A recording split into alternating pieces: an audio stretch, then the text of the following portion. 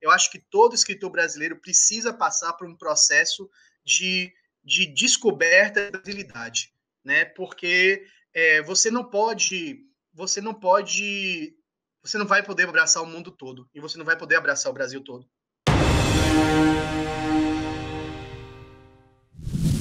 E aí, tudo fantástico com você? Fica a seguir com mais uma edição do Cortes Fantásticos, que traz os melhores momentos das melhores lives aqui do canal Fantástico Cursos. Lembrando que você também pode ou baixar ou ouvir no SoundCloud e no Spotify o podcast completo dessas lives a que esses trechos pertencem. Fica também o convite para você conhecer as outras redes do Fantástico Cursos no Instagram, no Facebook, no Twitter, e também conhecer os cursos online do Fantástico Cursos voltados para quem quer escrever, pesquisar ou lecionar sobre o universo da fantasia, do gótico, do horror e da ficção científica. Sem mais delongas, bora lá para o Cortes Fantásticos. Pois é, então, inclusive, o que está presente já até na fala de vocês dois é uma questão que também aparece muito com o próprio termo cultura brasileira, né? Por exemplo, isso até é algo que também apareceu até na discussão da semana passada com os meninos do Sertão Punk, porque, no caso, por exemplo, do Ian, você também é do Nordeste, ou seja, uma das regiões com maior pluralidade, até pelo número de estados, uma pluralidade cultural do Brasil. Então, o próprio termo cultura brasileira, num país continental como o Brasil, pede mais ajuda ou mais atrapalha? Seria o caso de usar o termo no plural, ou, de qualquer forma, acaba se privilegiando um olhar mais voltado para regiões específicas do Brasil? O que vocês acham? Ian? Eu acho que essa provocação foi maravilhosa e foi literalmente a provocação que eu estava fazendo na minha cabeça enquanto estava tomando banho para vir para cá, né? E então, assim, é uma coisa que eu acho que na sua pergunta já tem aí uma das grandes problemáticas. Nós somos um país de proporção continental, né? Então, quando a gente fala de um país muito grande, a gente está falando de biodiversidade que, por si só, já vai limitar, né, as vivências, né? O que é que uma pessoa que vive da pesca vai dividir com uma pessoa de classe média que mora em São Paulo? Classe média não, vamos botar assim, um milionário de São Paulo. As vivências por si só vão ser grandes, né? Então, quando a gente fala assim, ser brasileiro é isso, a gente está tentando reduzir a ideia muito plural para um conceito só. Então, a gente sempre vai falhar quando a gente falar brasileiro é algo, né?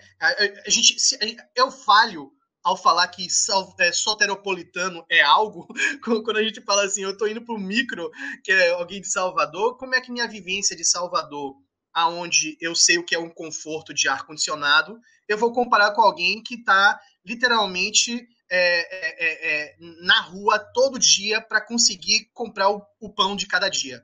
Minha vivência tem luxos e privilégios que eu não posso dizer que Salvador é isso, né? Então, eu acredito que, e aí já entrando um pouco na minha visão particular de escritor, eu acho que todo escritor brasileiro precisa passar por um processo de descoberta da brasilidade, né? Porque você não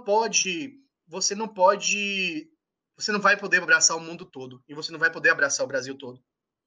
Então você tem que começar a pesquisar e começar a procurar o que é que do Brasil, o que é nessa pluralidade tão grande que você acha que é digno, que é próximo, que é viável para que você converse. Porque a arte, acima de tudo, é conversa, gente. Assim, se a gente vai poder botar arte numa palavra, é diálogo, né? É uma conversa. Então, assim, eu acho que quando a gente pensa em reduzir a um único fator, e é isso que acontece quando a gente está falando de estereótipo, é isso que acontece quando a gente está falando de poder, né? A Globo, por exemplo, como um grande ícone de poder.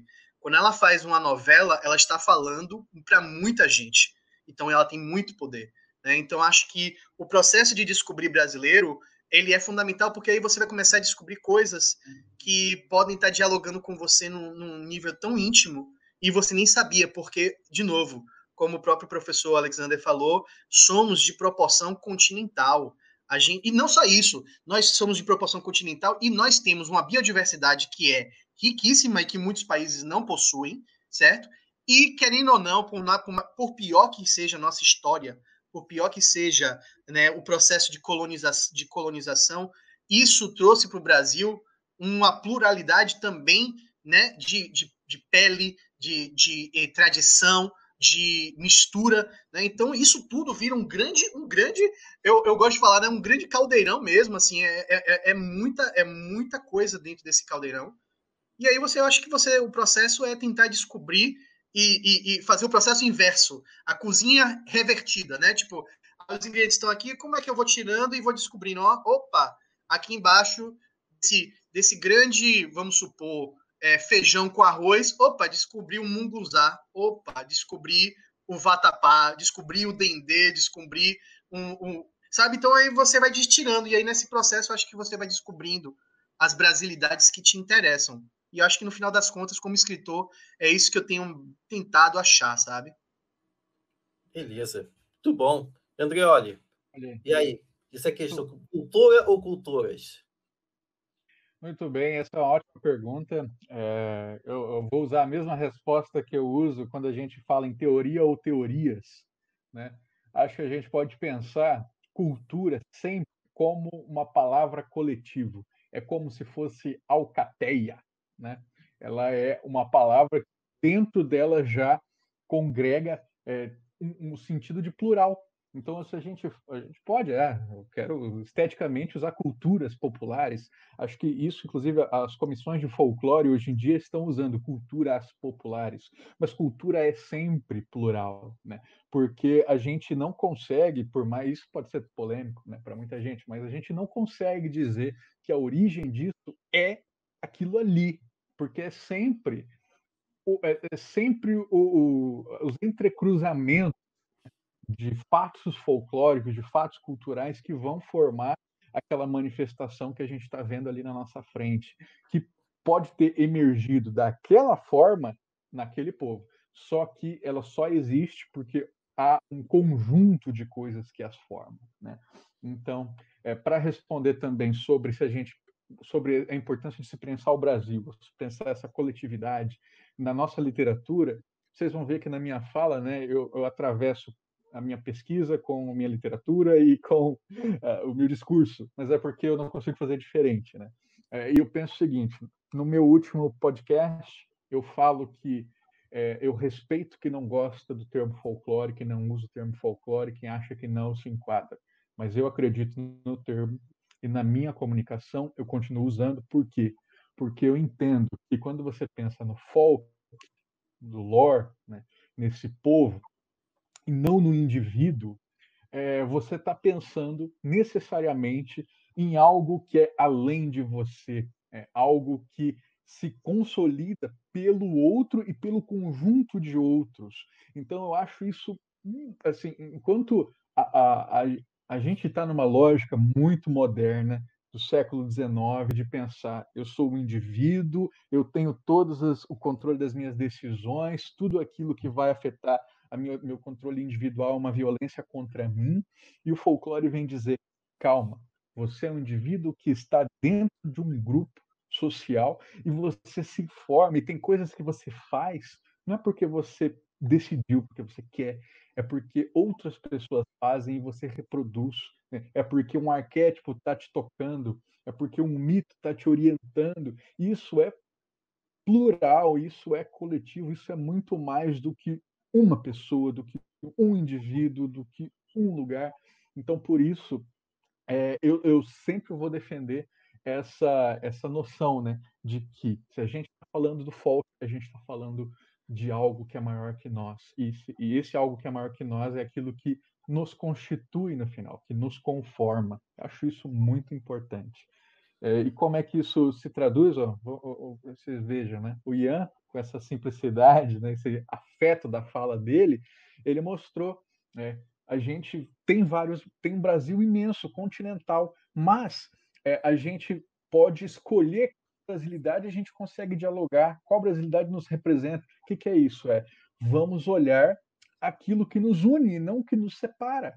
Isso e assim a gente consegue encontrar uma identidade que é soteropolitana, no meu caso, campograndense, sul-mato-grossense, né, que é brasileira em última instância. Por quê? Porque tudo depende da forma de olhar.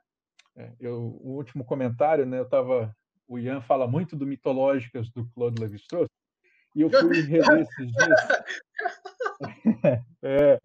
E o comecinho dele tem uma fala muito interessante, que o Lévi-Strauss fala assim, meu guia, ele contou um mito para mim, e várias pessoas contaram esse mito de maneiras totalmente diferentes, mudando pontos centrais na trama. E ele só falava, é isso aí. Por quê?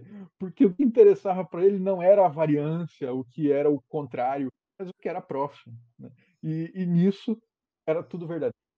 Então, acho que isso é uma das coisas que pode nos unir.